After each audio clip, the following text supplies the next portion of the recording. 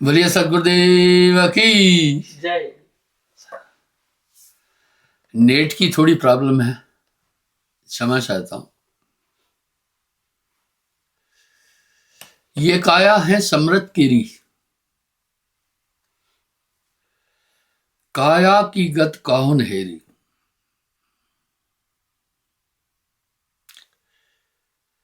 शिव गोरख सो पचपच हारे, इस काया का भेद न पाए। आप जिस शरीर में रह रहे हैं इसका भेद नहीं जानते। मैं 6 शरीरों पर अक्सर बात करता हूं, आज पुनः ये विषय उठा रहा हूं। साहब कह रहे ये काया है समृत केरी, काया की गत काहु नहेरी। शिव गोरख सो पचपच हारे, इस काया का भेद न पाए। कबीर काया अथाह है, वर्णा जाने भेद।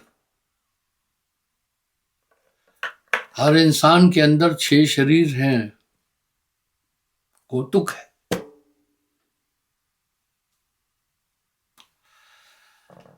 दुनिया के जितने प्रचलित धर्म हैं,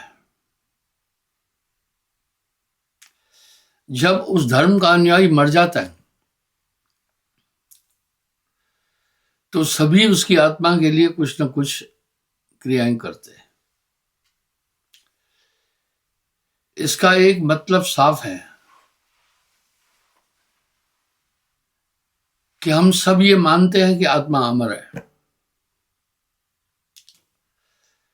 ये 6 शरीर अपनी अपनी जगह काम कर रहे हैं, इसको नहीं जानता। अब प्रश्न उठा, मैं प्रमाणित कर रहा हूं कि मनुष्य शुभ कर्मों का फल पाने के लिए स्वर्ग आदि लोकों में जाता है। स्थूल शरीर तो यहीं छूट गया। इसका मतलब है कोई शरीर था।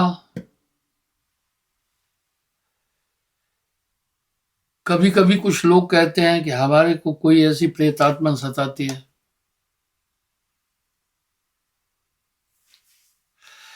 मैंने प्रेतात्माओं का भी उल्लेख किया है।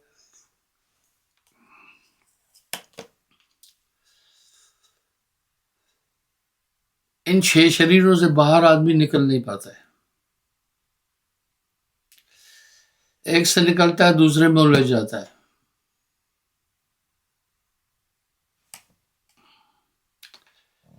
देखते हैं ये 6 शरीर में क्या क्या काम होता है। प्रमाणित बात है। जब मौत हो गई तो स्वर्ग में क्या गया? शरीर छूट गया ना। परलोक से धारा कह भी रहे हैं।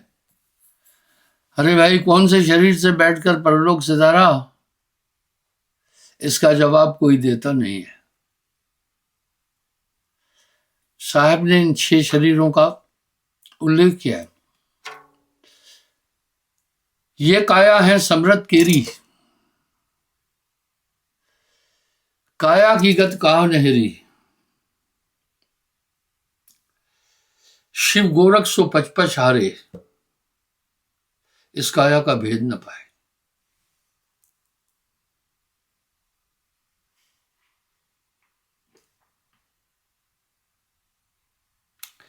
एक जीव को स्वत पद बुद्धि भ्रांत सो काल, कोई हो ये काल रसता में भय बेहाल।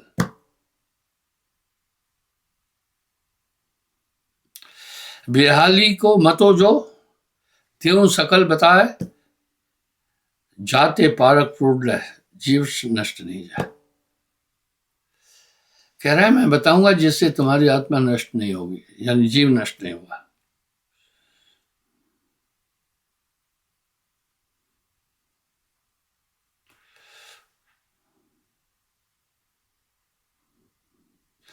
कर अनुमान सो शून्य भव, सूझे कतो ना आप बिसरो जबे तन विज्ञान कहता है। वाह, सभी शरीरों का फिर उल्लेख दूंगा। ज्ञान भयो जाग्यो जबे कर आपन अनुमान प्रतिबिंबित झाई लखे साक्षी रूप महान। साक्षी है प्रकाश भव महाकारण तह नाम मसूर प्राण सो बिंब भव नील वर्ण घनश्याम। 6 शरीर। बड़े बिंब अब अर्ध पर्व को शून्याकार स्वरूप ताको कारण कहते हैं। महाअंधकारी को ये कारण शरीर। कारण से ओंकार भव श्वेत अंगुष्ठ प्रमाण वेद शास्त्र कहते हैं सूक्ष्म रूप बखान। सूक्ष्म रूप ते कर्म भव कर्म ही ते सब यह स्थूल पराजीव या रहट में सहे घनेरे शूल। अब एक एक शरीर की बात बताता हूं।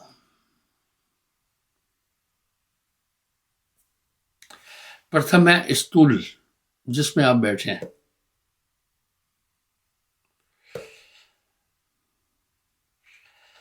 दूसरी सूक्ष्म, तीसरी कारण,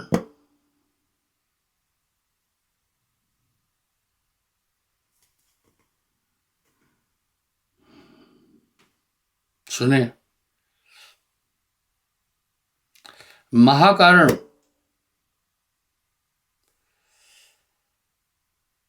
ज्ञान देही और विज्ञान देही। देखिए 6 शरीर है, इसी में जीव घूमता रहता है। देखिए आप रात में स्वप्न में जाते, पूरी रात कुछ न कुछ होता रहता है।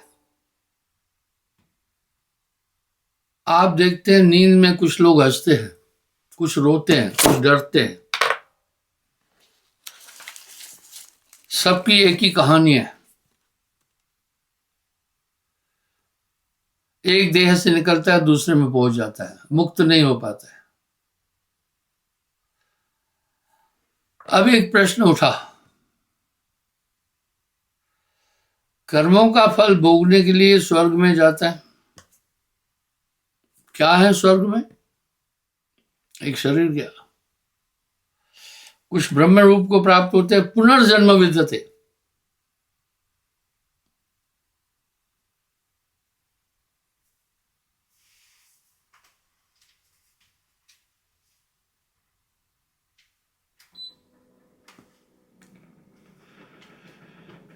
साहब कह रहे हैं पुनर्जन्म विद्यते, ये जन्म मरण के चक्र से निकल ही नहीं पा रहा है।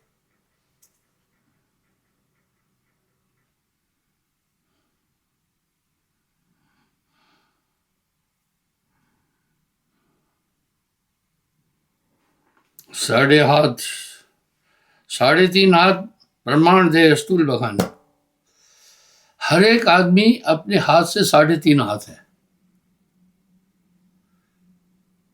अगर आपको शंका है तो घर में जाकर नाप लेना। हर आदमी अपनी उंगलियों के अनुसार 84 उंगलियां हैं।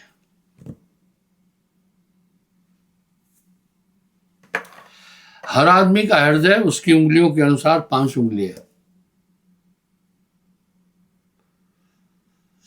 ये बात डॉक्टर भी नहीं जानते। हर आदमी के फेफड़े उसकी उंगलियों के अनुसार 7 उंगली के हैं। ये स्थूल देह।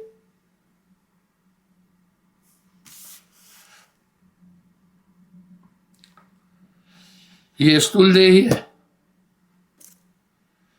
सूक्ष्म देह ही ये स्वप्न अवस्था में प्राप्त होती है।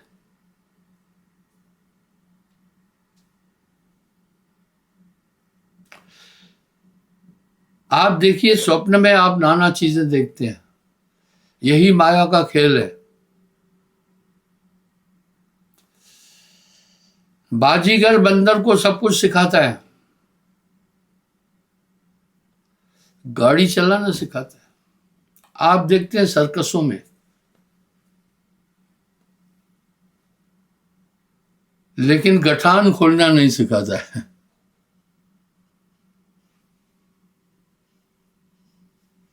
इस तरह काल पुरुष आदमी को सब ज्ञान दे देगा, लेकिन परम धाम जाने का ज्ञान कभी नहीं देगा।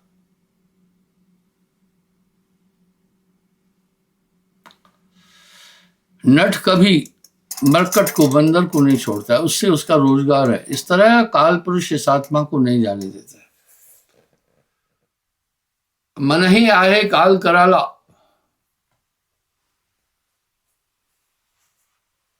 जीव नचाए करे बेहाला।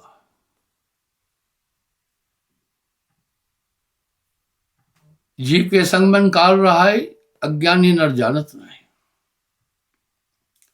इस तरह सभी कलाएं देगा, सभी सिद्धियां दे देगा, सब कुछ सिखाएगा, लेकिन ये गठान खोलकर निकलना नहीं सिखाएगा मन। विडंबना है बिन रसनी सकल जग बंदिया।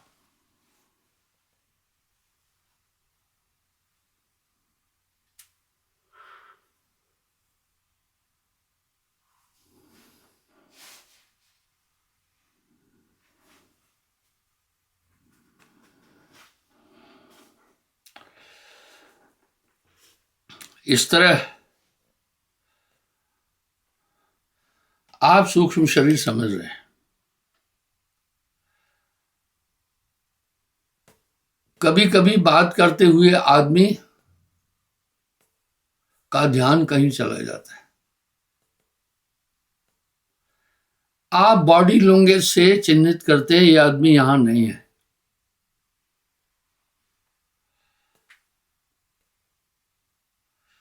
और सूक्ष्म शरीर से वो निकल गया।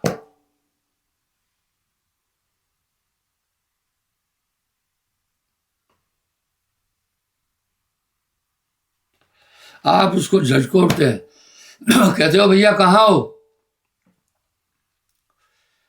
इसका मतलब आप ये जान गए कि ये अभी शरीर में नहीं है। जब वो शरीर से निकल गया तो क्या लगता है, उसके हाव भाव से आप जान जाते हैं। कैसे जान जाते हो? जैसे हमारी जबान बोलती है बहुत कुछ, जबान बोलती है तो हम भाषा समझते हैं, उससे भी कहीं ज्यादा हमारी आंखें बोलती हैं। इन आंखों से इंसान वो सब बोल देता है जो जबान से नहीं बोल पाता है। उदाहरण के लिए आपसे पूछे भाई भानु कहाँ है, आपको पता नहीं, आप ही करते। आपने इस प्रक्रिया द्वारा ये जता दिया भाई मालूम नहीं है भानु कहाँ है। इस तरह सूक्ष्म देह के द्वारा आप ये जान जाते हैं। इस तरह आदमी सुसुप्ति में चला जाता है।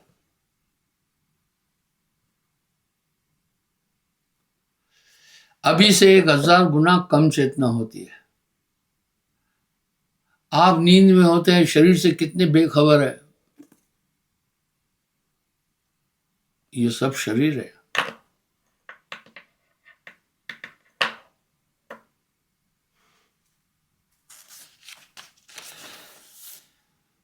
इस तरह महाकारण देही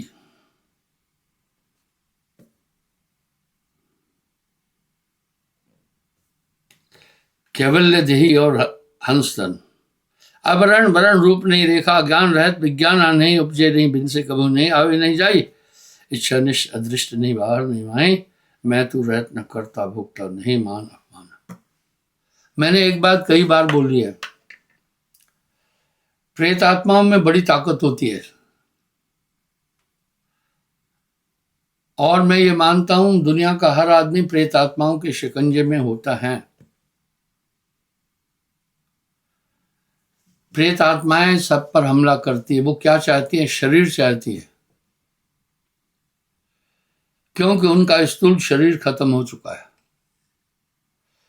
तो दूसरे के शरीर में प्रवेश देती है। उन्हें नींद भी आती है पर शरीर नहीं है। भूख भी लगती है पर शरीर नहीं है।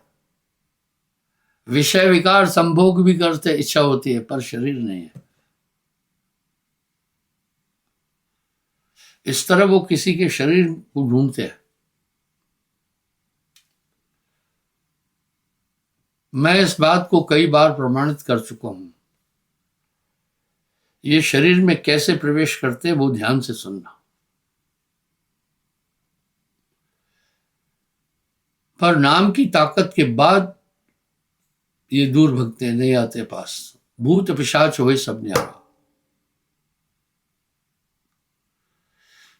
ऐसा कोई दुनिया में इंसान नहीं है। मैं वहम नहीं फैला रहा हूं, जिसने कभी भूत प्रेतों को नहीं देखा पर समझ नहीं पाए। ये कैसे प्रवेश देते हैं वो सुने। और प्रेत आत्माएं किस में प्रवेश देती है ये समझना। आपके कॉन्शियंस में आते हैं। मान लो भानु प्रताप के शरीर में प्रवेश किया प्रेत आत्मा ने।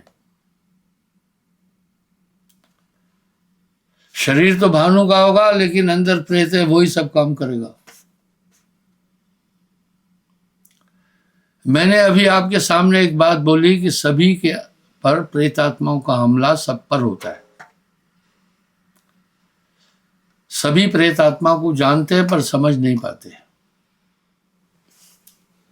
मैं सिद्ध कर रहा हूं कि सब पर प्रेत आत्मा का हमला होता है। प्रेत आत्माएं इतनी हैं,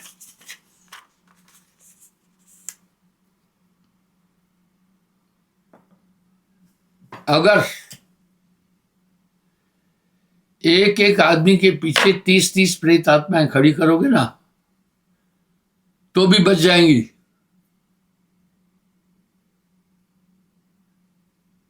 इतनी प्रेत आत्माएं हैं। और प्रेत आत्माएं किसमें वासा करती है? आपकी खुदी में, इंडिविजुअलिटी में, आपे में। जब वो आप में प्रवेश कर लेंगी तो फिर आप नहीं होंगे, वो होंगी।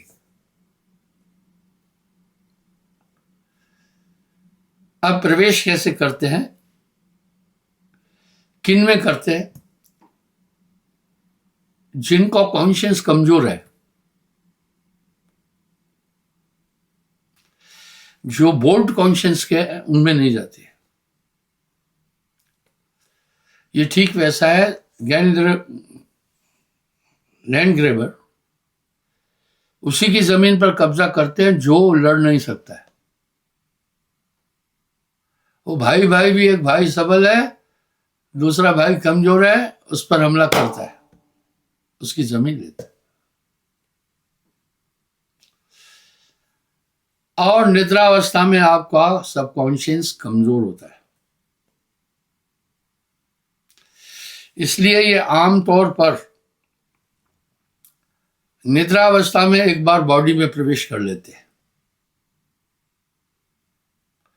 जब पूरा प्रवेश कर दिया तो वो फिर छोड़ते नहीं है।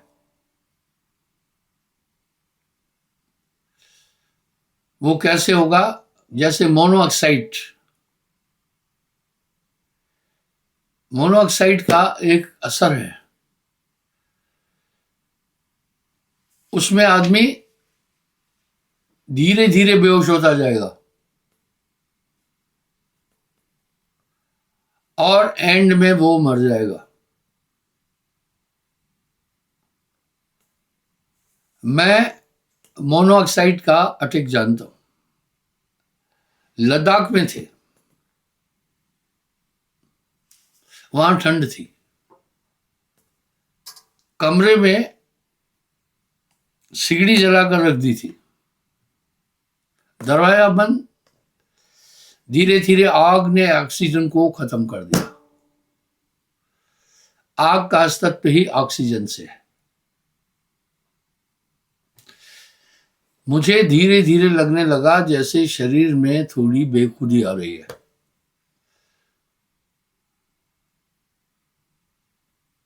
अब वो बढ़ रहा था, मैं उठना चाह रहा था, उठना नहीं पा रहा था, उठ नहीं पा रहा था, पर मैंने अपना ध्यान एकाग्र करके उठा, दरवाजा खोला, बाहर से ऑक्सीजन आई। अभी आप जब भी कमरे में सोएं, ऐसा कमरा बंद कभी नहीं करना कि बाहर से थोड़ी बहुत हवा नहीं आ पाए।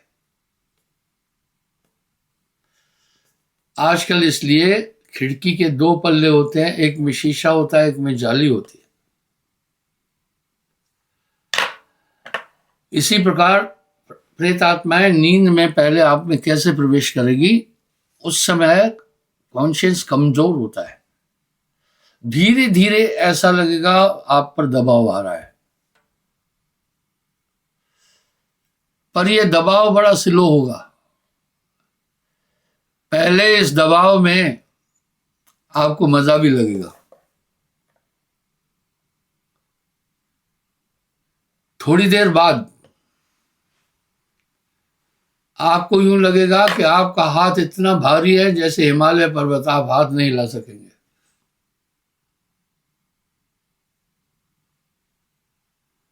आप उठना चाहेंगे, नहीं उठ पाएंगे, यानी आपका जोड़ नहीं लगेगा। उस अवस्था में आदमी फिर क्या करता है, अपने इष्ट को पुकारता है।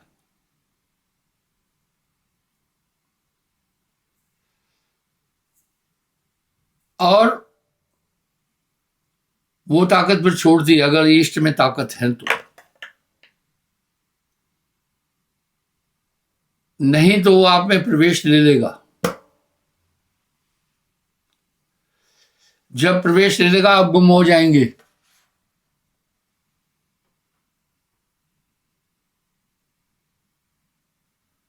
आप बिल्कुल गुम हो जाएंगे, आप नहीं रहेंगे, तब वो होंगे।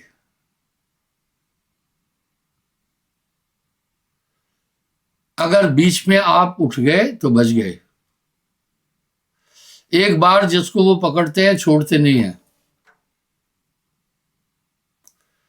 फिर ओझा तांत्रिकों के पास लोग जाते हैं, वो नहीं छुड़ा सकते, लेकिन जैसे आप नाम करेंगे वो भग जाएंगे। मेरा ये मानना है सबको होता है। प्रेत आत्माएं भटक रही है शरीर के लिए, वो किसमें वास लेती है, जिनका कॉन्शियस कमजोर है। एक वो शरीर है उनका। मैंने प्रेत आत्माओं पर कई बार बात की है। ये तीन रूप में होते हैं। पहला तो आपको वैसा ही दिखेंगे जैसे जिंदे में थे।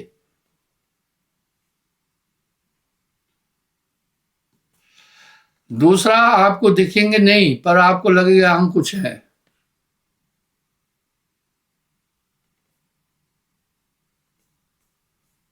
और तीसरा मस्तिष्क में चुपके से बैठ जाएंगे, जो चाहेंगे आपसे करा लेंगे। वो एक शरीर है। इसी तरह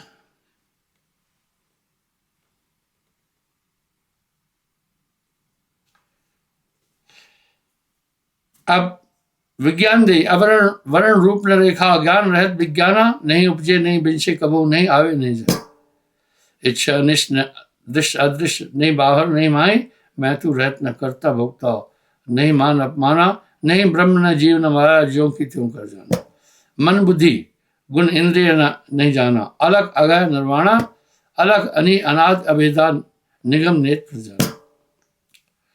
तत्व रहत रविचंद्र न तारा, नहीं देवी नहीं देवा, स्वयं सिद्ध प्रकाशत सोई, नहीं स्वामी नहीं शिवा। हंस देव विज्ञान भाव, यह सकल वासना त्यागे, नहीं आगे नहीं पीछे कोई निज प्रकाश में पाए। और इसको कहते हैं आत्मरूप। जो मैं बात बोलूंगा ध्यान से सुनना। ये कुछ लोग जो आत्मा को सर्वोपरि मानते हैं, बड़े बहम में हैं। ये बड़े वहम में है। अगर आत्मा ही सर्वोपरि है तो बंदी किसे? तो कुछ लोग पता है क्या कहते हैं? कर्म द्वारा। अरे तो मेरे भाई फिर कर्म ही तो बड़ा हो गया, फिर तो कर्म ही बड़ा हो गया। आत्मा अजर है, अमर है, अविनाशी है, इसको कोई खत्म नहीं कर सकता, लेकिन आत्मा बंधी तो है। इस प्रकार से उस विज्ञान देही में जाकर कहते हैं हम अमर हो चुके नहीं। और ऐसे दुनिया में बहुत धर्म हैं जो आत्मा को नहीं, ईश्वर को नहीं मानते हैं। वो यही कहते हैं कि आत्मा ही सब कुछ है। मैं ऐसे लोगों से प्रश्न करता हूं, अगर आत्मा ही सब कुछ है फिर बंधी क्यों है? तो जवाब क्या मिलता है? कर्मों के कारण। तो कर्म ही तो बड़ा हो गया फिर। इस तरह ये आत्मा इन 6 शरीरों में चक्कर काटती रहती है।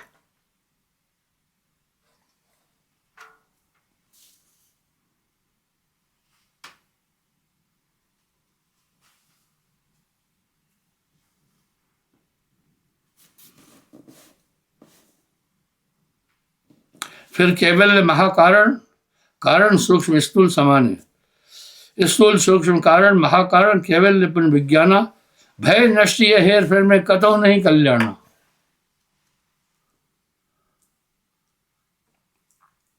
अब साहब क्या कर रहे हैं? इसी हेर फेर में नष्ट हो गए, इससे कल्याण कभी नहीं होने वाला। कहे कभी सुनो हो संतो खोज करो गुरु ऐसा, जैसे आप नो जानो भेटे मन खटका रेसा। अंधकार की निवृत्ति केवल एक ही चीज से हो सकती है, प्रकाश। दूसरा कोई साधन और उपक्रम नहीं है। ये दिगर बात है कि हम प्रकाश का सृजन कैसे कर रहे हैं, लेकिन अंधकार की निवृत्ति का साधन ही प्रकाश है। इसी तरह संसार सागर का से पार होने का साधन ही केवल नाम है। आपको ध्यान होगा, कल मैंने नाम पर बोला था, कई महात्माओं की वाणी की साक्षी देता रहता हूं, पर कैसा नाम? जैसे आप किसी ऐसी संस्था से जुड़ते हैं, उदाहरण के लिए जैसे कुछ लोग मोबाइल में जियो से जुड़ते हैं, कुछ कहीं से जुड़ते हैं, तो वो वहां कनेक्ट जब होते हैं तो उनसे वहां से उनको पूरी खबर मिलती है, पूरे दृश्य और पूरा उसका मोबाइल संचालित होता है। इस तरह जब एक पूर्ण गुरु नाम देता है तो एक सत्ता से आदमी जुड़ता है, वो है नाम, गुरु सजीवन नाम बताए। उससे क्या होता है? आपको पूरा गाइडिंग मिलेगी। मैंने उदाहरण दिया था 2-3 दिन पहले। उदाहरण ये दिया था कि पहले कहीं भी जाओ, आदमी जाता पूछता रहता था कि भाई फलाने का घर कहाँ है, लेकिन आजकल नेविगेटर आ गया है आपके स्मार्टफोन में। नेविगेटर आपको गंतव्य तक पहुंचा देगा, किसी से पूछने की जरूरत नहीं। इस तरह नाम ध्यान बल हंसा कर जाए। वो नाम जो गुरु देता है, गुरु सजीवन नाम बताए, आपको पूरी लाइफ गाइड करता चलेगा। क्या उचित है, क्या अनुचित है, क्या कृत है, क्या आकृत है। आप नाम के बाद ये जान रहे होंगे कि अंदर से एक ताकत आपको हमेशा गाइड कर रही है। इसलिए साहिब वाणी में कह रहे अद्भुत नाम सदा रखवाला। वो हर समस्या, हर स्थिति में आपको सुरक्षित रखते। क्षमा चाहता हूं।